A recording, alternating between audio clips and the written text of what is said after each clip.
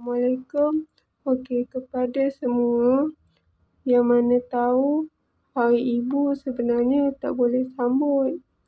Tapi semalam sis sambut. Sis ucap.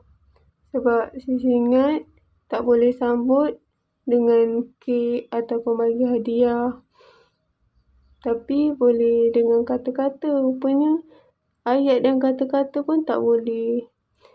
Dosa haram. Kalau korang tak percaya, korang boleh tengok video Ustaz Azaidus. Dia ada kata dekat situ. Sis ingat. Sis dah tahu lama pasal ni. Cuma sis lupa pasal Hari Ibu semalam. Okey. Harap kepada kat luar sana, ibu-ibu apa semua yang tahu pasal ni, harap dimaafkan. Maafkan orang ya. Okey.